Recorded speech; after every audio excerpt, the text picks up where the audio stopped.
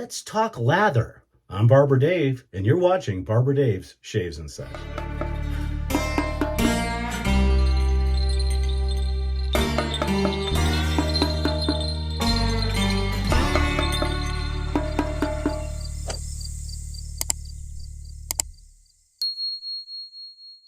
Hey everybody, blessed Sunday to you. And as I said in the intro, let's talk about lather. If you've been watching the last couple of videos, you will have noticed that we've been talking about techniques for both DESE and straight razors, and how everybody's got their own technique. You've got to make the shave your own. Well, when it comes to lathering, it is the same thing. However, there are a few constants that you need, because there are a bunch of different ways that people like lather. Some people like it pillowy and cloudy, like a marshmallow, as if you've gone into a Boy Scout camp, ripped off their s'mores and slapped the marshmallow on your face. That's one way.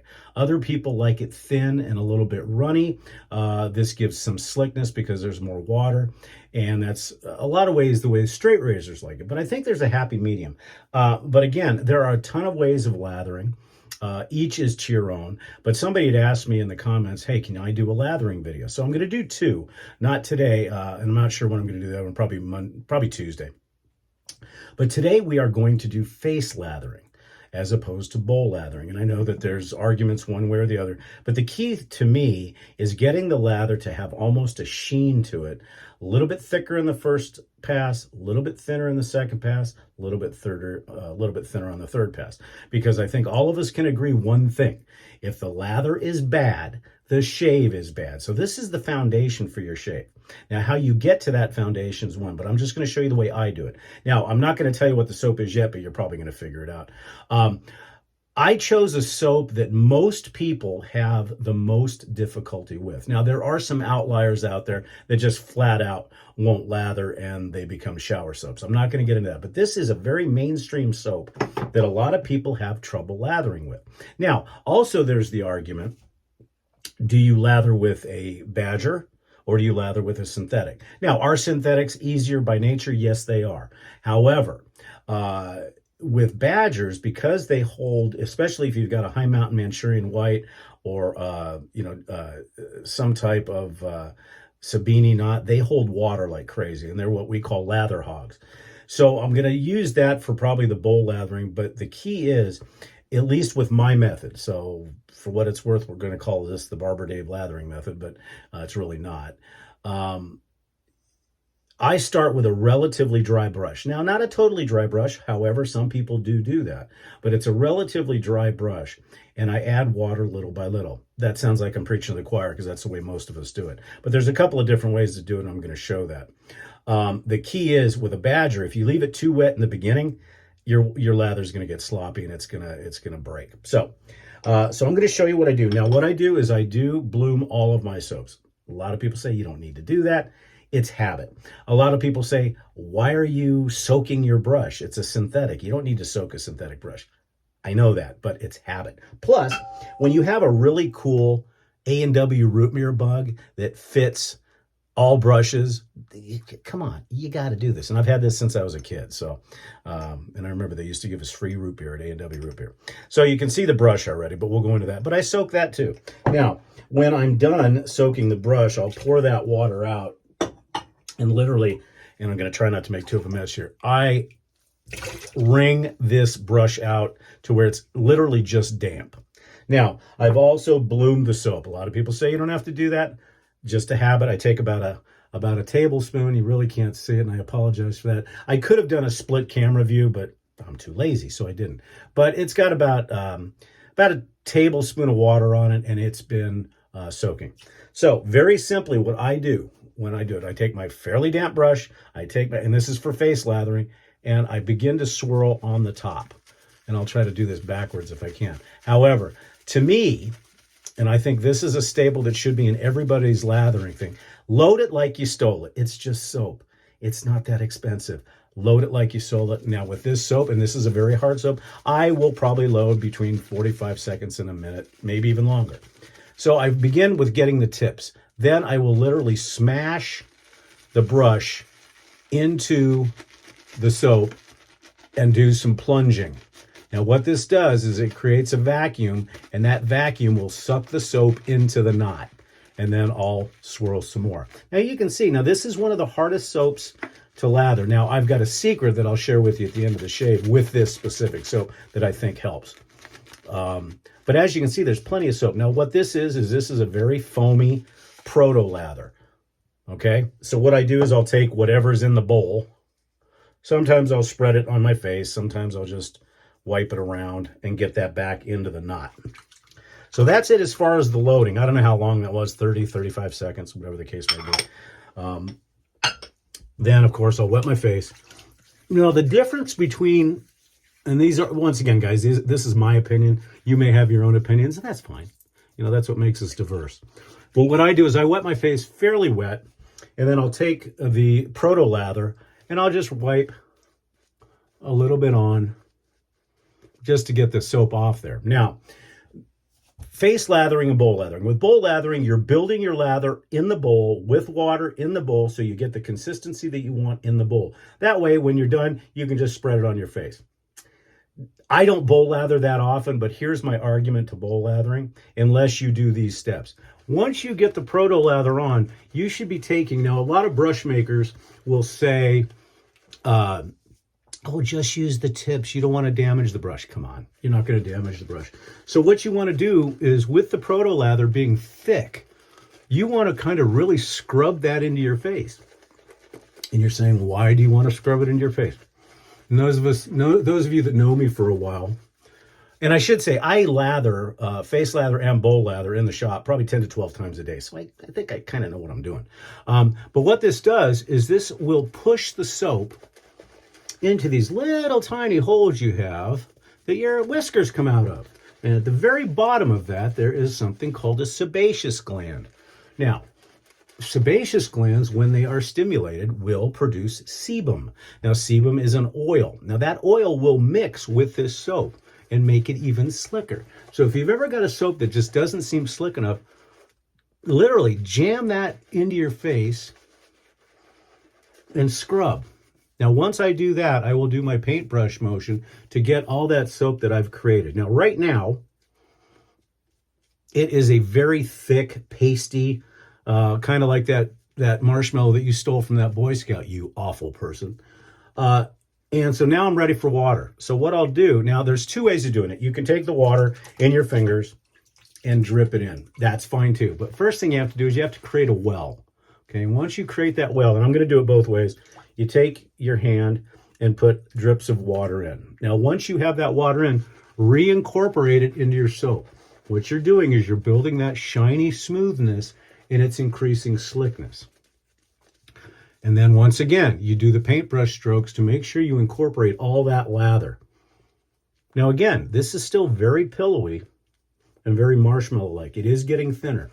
Now what I'll do this time is I'll actually dip the tips of the brush into my water and then reincorporate. And I usually do one dip to one side of the face, one dip to the other side of the face. I have found, at least with synthetics and even with badgers, that it helps.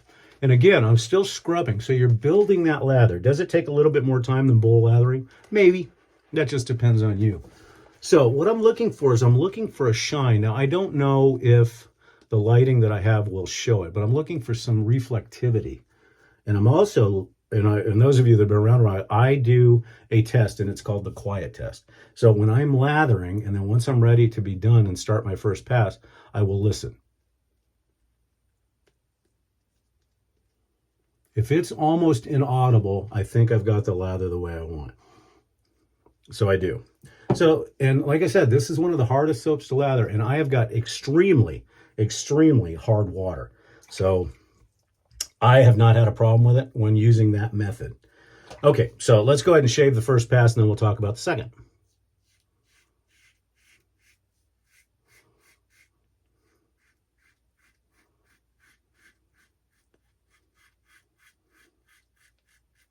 And I chose to do an SE shave simply because of time. Because I knew this would be a little bit longer of a video. So that's it as far as face lathering is concerned. And you'll notice when I do my second pass, I won't do the scrubbies as much because the sebaceous glands have released enough sebum to where it's added to that slickness. And plus, believe it or not, that sebum is going to protect your face.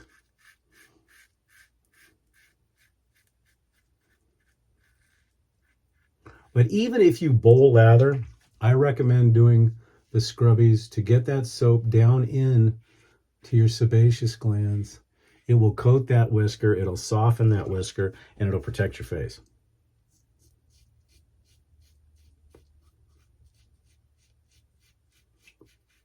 So although there are many ways of beginning your lather, I think the plunging action is important. I think soaking your brush, I think soaking your puck, but don't put the water into the brush. You can put a little bit, but don't. Use regular water, it's going to incorporate better. Now, here's another thing people do as far as lathering. Now, I'm not going to do it, but a lot of people will do this and they won't rinse their face. They'll just apply the second lather. I don't. I like to feel that residual slickness because it adds a little bit more water when you're putting your lather back on your face. Now, as you can see, there is a ton of lather here. And I'll show you at the end how much is left over. Now, I don't care that I've got leftover lather. I don't care that I spray the lather all over the bathroom because I'm going to clean it up, obviously. But I want to get that slickness. Now, again, that quietness. Very quiet because there's plenty of water in this soap. It's still very consistent, and as you can see, it's got a ton. Now I don't do scrubbies on this one for my against the grain because I just did it. And the key is to a good lather is how easily,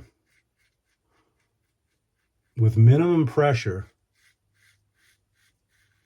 that this blade is going to go across the face. If you get any skipping or stalling, your lather is not slick enough. And let's say you go through your first pass and it's very, very slick, but the second pass is a little, you may get a couple of stalls, or you may get a little bit of stickiness, or what they call tugginess. And this is provided that your blade's in good shape. Stop, add a little bit of water, and you'll be fine. Another thing that I do with all my soaps, especially when I first get them in, I will do a test lather. And I will go as far as to see whether I can break the lather. And for those of you that are new, breaking the lather means that it's gone to a point where it just goes on and it dissipates real fast. It just looks like you don't have any soap on your face. That's breaking the lather, and that can be done. There's some soaps you can't. This one I've never been able to break, which is odd because if you haven't figured it out by now, this soap is loved by many, hated by many. Aside from Williams, it is a favorite of straight razor shavers. So again, a lot of people will take that, they won't put any more water on their face, and they'll start their third lather. I like to put the water on my face just to feel, number one, if I've missed any areas going into my third pass, and also the slickness. So again, we've got plenty of lather.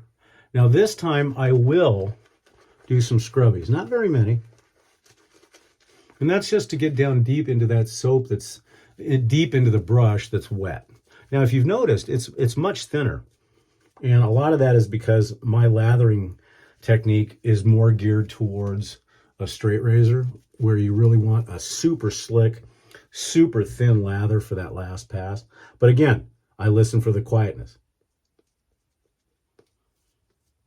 Now, sometimes I don't need to do it really this time, but sometimes I'll dip the tips of the brush and I'll add just a top layer of water. Now, for me, I cold water shave, and it's a really nice feeling on the face. Okay, let's do our third pass.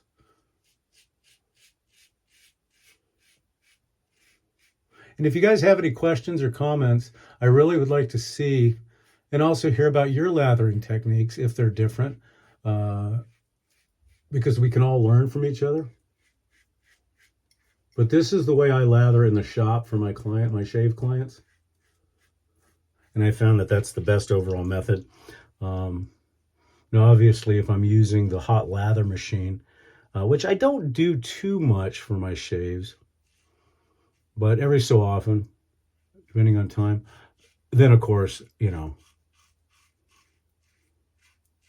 you're not doing scrubbies because you're putting that on by hand, but there's some preliminary prep that I do to get that sebaceous gland to start producing sebum. Because I have basically two types of shaves. My regular hot towel shave, and then I've got what I call an express shave, which I use the lather.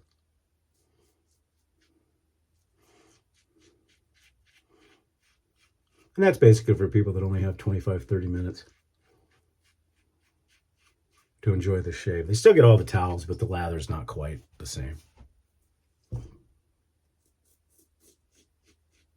Also, for those of you that don't do or have not done an against the grain fool's pass on your lip because you're afraid of cutting yourself or hacking the nose, whatever the case may be, having a very slick wet lather will help the blade glide. And as always, a little bit right down in the knuckle area. And this doesn't matter which blade I use, whether it be a DESE gem style, I always right there. And I've been trying to figure that out to not have to do any cleanup, but it only takes a few seconds. Okay, so lathering that way, just to give you an idea. Do you get messy? Yeah, but you know what? You're shaving. Enjoy it. So that's how much lather is in the brush. Well, let me show you how much that really is. So I've pretty much squeezed out the brush. I've got this much lather. Now, a lot of people say, oh, that's a waste. Well, if you think it's a waste, do this. Use it as a post-shave. Dig your fingers in, and then rinse it off. That way you're not wasting the soap. I don't think it's that big of a deal one way or the other. So I'll get cleaned up here and we'll go over, hopefully those steps will get you to look at lathering a different way. Now that's face lathering. Now when I bowl lather, I probably will do a split screen because it's just easier. Perfect VBS shave. Now again, I leave the water on my face and bring out the salt rock, better known as alum. And traditionally with a good shave, you're not going to get much sting, but you should get some. Because this is an antiseptic and you are abrading the skin no matter how close of a shave or how light of a shave you're doing. You should have a little bit. You know, as blades break in, you will get less and less. Now this is a brand new blade. And today I use you noticed this already, the Blackland, not Blackbird. Wow, Vector. Don't get old. Vector, and this has got a brand new Feather Pro Guard blade in it. For me, the Pro Guard just works the best in that. Okay, for the brush today, and again, this was a synthetic brush, and I did soak it, even though I don't have to, but I showed you earlier why I do that. And this has got an AMAC. I think this is the Tuxedo. It may, yeah, I think this is a Tuxedo. But Sorrentino with that. I find soaking the, like I said, even though you don't have to, I find soaking the synthetic just as good. And like I said, I mean, it's so neat to be able to soak it in that. Okay, I'm a kid at heart. I realize that. I'm a 60-year-old kid. Now, some people don't rinse off the alum. I think that's cray-cray delulu. And for those of you who don't know what that means, it's crazy, crazy delusional. I think it's a good idea, but you leave your face moist. And then, isn't that word fun, moist?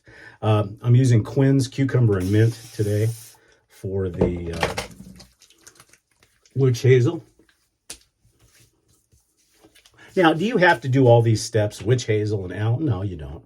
But to me, if you're going to take the time, whether it be 15 minutes, a half an hour, whatever the case may be, for most men, the shave is zen time. It's a time where we're up usually earlier than anybody else, and we can enjoy you know, the tradition and the nostalgia of traditional shaving.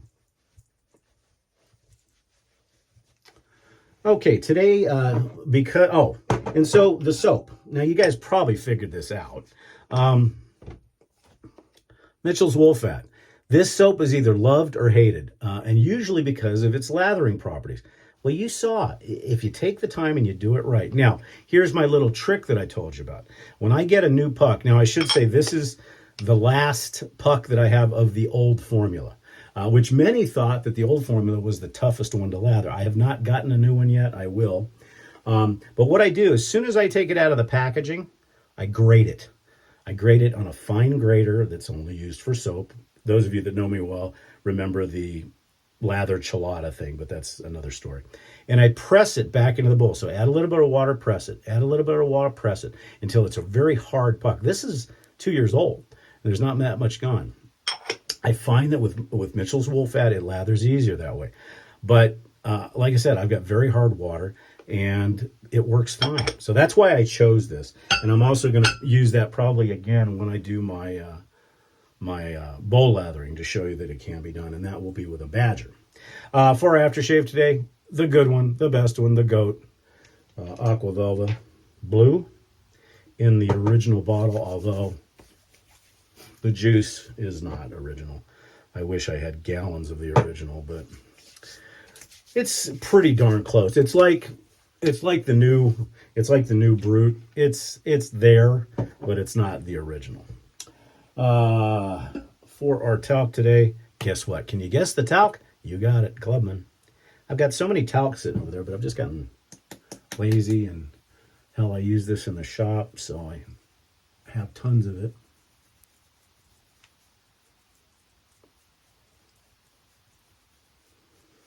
And again, it just finishes the shave. And for our, boy, that bottle's dirty. That's the one negative thing about having talc in your shaved end is everything gets coated with it. For our cologne today, we are going to use Penhaligon's Savoy Steam. This is a wonderful fragrance. Just fresh, clean, just wonderful.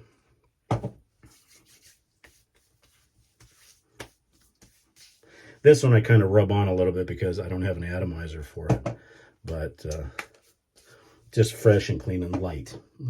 It's not going to stick around a ton of time, but it's wonderful. Okay, folks, that's it. I hope you enjoyed the lathering, my lathering technique. It's only my way, but the lather is the foundation of the shave, and if you get that right, everything else will go pretty well. I'm Barber Dave. This has been Barber Dave Shaves and Such. Please put your things down in the comment section. We'll try to get to everybody. I hope everybody has a great remainder of your Sunday, and we'll see you again real soon. Take care.